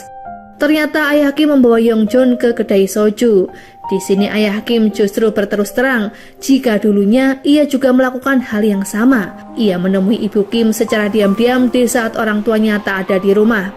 Ayah Kim kemudian menantang Yeonjun untuk minum soju sebanyak mungkin sampai keduanya mabuk. Ternyata mereka jauh lebih miskin dibandingkan dugaan, namun Yeonjun tidak mempermasalahkan hal tersebut. Ayah Kim juga berkata jika sebenarnya ia tidak mencari calon menantu kaya, namun mencari seseorang yang bisa membuat Kim bahagia. Setelah minum banyak soju, keduanya pun pulang dalam keadaan mabuk berat. Kim yang tadinya khawatir pada keduanya berubah menjadi kesal. Ia sedikit marah dan kecewa karena ayahnya tidak memperhatikan kondisi kesehatan. Kepada Yeonjun ia juga bereaksi yang sama, karena Yeonjun memaksakan diri minum banyak soju padahal ia tak kuat meminum minuman keras. Keesokan harinya Kim pergi bekerja seperti biasa, namun di hari itu rekan kerjanya terlihat bersedih dan memberikan hadiah perpisahan sembari menyanyikan sebuah lagu. Melihat mereka yang sangat bersedih karena mengira Kim akan pergi, ia akhirnya berkata jika tak jadi resign dan akan tetap bekerja bersama mereka. Mendengar keputusan Kim membuat semua teman-temannya bahagia. Masih di adegan yang sama, Kim mengajak Ji-ah dan Sera makan bersama karena mereka telah membelanya di saat karyawan lain mencoba menjelek-jelekannya. 밥이라도 사야 할 것 같아서. Setelah pulang bekerja, Kim dan kedua rekannya tersebut pergi ke sebuah kedai soju. Di sana mereka minum soju hingga mabuk. Tak lama kemudian Yeonjun pun menelpon Kim. Namun karena Kim yang sedang ke toilet, akhirnya telepon itu pun diangkat oleh Ji-ah dan Sera. Keduanya berbicara ngawur dan meminta Yeonjun untuk menjemput kekasihnya. Tak lama kemudian Yeonjun pun tiba di kedai soju. Mereka yang dalam pengaruh minuman alkohol memperlakukan Yeonjun sebagai teman biasa, bukan sebagai atasan. Mereka juga berbicara ngawur yang membuat Yeonjun kebingungan. Keesokan harinya saat di kantor, barulah mereka menyadari jika semalam sudah berbuat kurang ajar pada atasannya. Di lain tempat, terlihat Yeonjun yang mulai kebingungan. Ia berniat untuk melamar Kim, namun tak tahu dengan cara apa lagi yang akan ia gunakan. Ia pun mencoba untuk bertanya pada Yosik. Bukannya memberikan solusi, Yosik malah mentertawainya. Yeonjun akhirnya mencoba mencari rekomendasi lamaran di internet, akan tetapi ia sama sekali tak tertarik dengan konsep yang ada di sana. Saat sedang mencari rekomendasi tema lamaran, tiba-tiba kedua orang tua Yeonjun baru tahu jika Kim dan Yeonjun telah berpacaran. Saat itu kedua orang tuanya masih mengira Yeonjun dan Sungyeon masih menyukai gadis yang sama. Oleh sebab itu mereka mengajak Yeonjun berbicara. Ternyata pembicaraan itu didengar oleh Sungyeon dan ia mencoba meluruskan kesalahpahaman.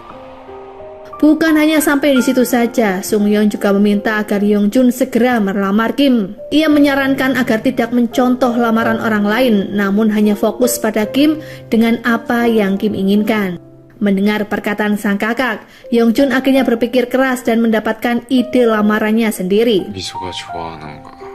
Di malam harinya ia meminta Kim untuk datang ke rumahnya. Saat memasuki arena pekarangan rumah, Kim melihat lampu yang menyinari jalanan masuk rumah tersebut. Tak jauh dari sana juga terlihat setumpuk permen karamel persis seperti apa yang Yeonjun berikan pertama kali padanya. Kim melanjutkan langkah ke dalam rumah hingga akhirnya melihat kertas di atas meja. Ia membuka lembaran demi lembaran kertas tersebut. Sebuah kertas berisi ungkapan jika Yeonjun telah mempersiapkan lamaran klasik itu sendiri. Saat Kim membuka pintu, ia disambut oleh Yeonjun yang sedang bermain piano dan menyanyikan sebuah lagu. Setelah bernyanyi, secara perlahan Yeonjun pun melangkah mendekati Kim. Ia berlutut kemudian bertanya apakah Kim bersedia menikah dengannya. Tanpa pikir panjang, Kim menerima lamaran tersebut. Yongjun kemudian memasangkan cincin lamarannya ke jari manis Kim Miso. Akhirnya setelah 5 kali mencoba lamaran, akhirnya usahanya pun diterima. 때 첫 프로포즈는 제가 했거든요. Setelah lamaran ini, kedua belah pihak pun merencanakan pertemuan keluarga. Nyonya Choi yang sangat menyukai Kim tak segan mengajaknya untuk berbelanja. Saat itu Nyonya Choi mengajak Kim berbelanja pakaian untuk pertemuan keluarga nanti. 그런 게 없어? 아니요, 다 예뻐서요. Bukan 1 atau 2, tapi Nyonya Choi malah membeli seisi toko untuk calon menantu kesayangannya. 포함해서 여기 있는 거 다 포장해 주세요. Setelah berbelanja, Kim pun segera bersiap dan pergi ke rumah keluarga Lee. Sementara di sana, ayah Kim dan Pilnam sudah tiba lebih dulu. Keduanya pun sangat kagum melihat kediaman keluarga Lee yang sangat megah. 야, 창임력해요. 정말. Tak lama kemudian, Ketua Lee dan Nyonya Choi pun datang dan menyambut keduanya. 미소 애비 되는 사람입니다. Dalam pertemuan keluarga itu, keluarga Kim disuguhkan berbagai jenis makanan yang tak pernah mereka makan sebelumnya.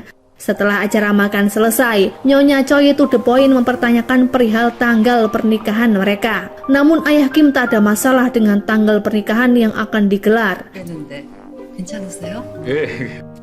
Karena kedua keluarga sudah saling mengenal, Nyonya Choi pun menawarkan agar keluarga Kim tinggal di rumah kosong mereka yang lokasinya dekat dengan rumah Yongjun. Tentunya agar ayah Kim lebih mudah untuk mengunjungi putrinya.